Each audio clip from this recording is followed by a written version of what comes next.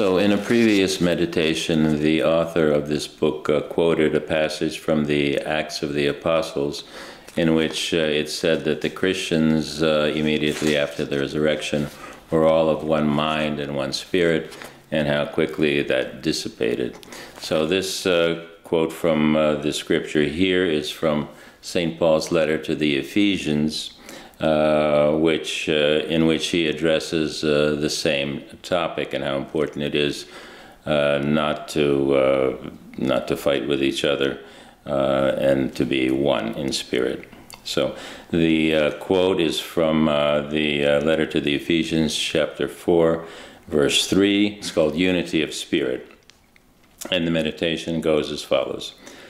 The first thing that St. Paul insists upon in addressing the Ephesians as a consequence of their conversion, as a proof of their acceptance of the Holy Spirit, is the desire to achieve unity of spirit through a union of peace.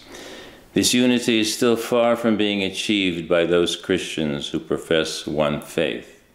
The reason for this is undoubtedly the lack of total humility, not only with respect to God, but with respect to people as well, which St. Paul cites as a necessary condition, that example of humble submissiveness which we see in Christ. So they have not yet fully understood that within one body, which is the Church of Christ, everyone has his place, his calling. And obviously this calling cannot be the same for everyone. There are higher and lower levels. Unity of the Holy Spirit is found first of all in the world of the Spirit, in concord, mutual deference, the unification of souls, striving for a common higher goal. Let everyone be satisfied with his calling. Without undue pride, without jealousy, it is through Christian humility and love that we will find the best way to facilitate unity of spirit among Christians and to approach, as far as possible, the state which St. Paul speaks of.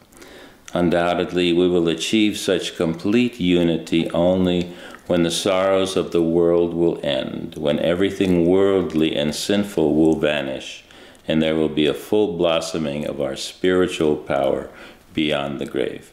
But we can also strive for this here on earth.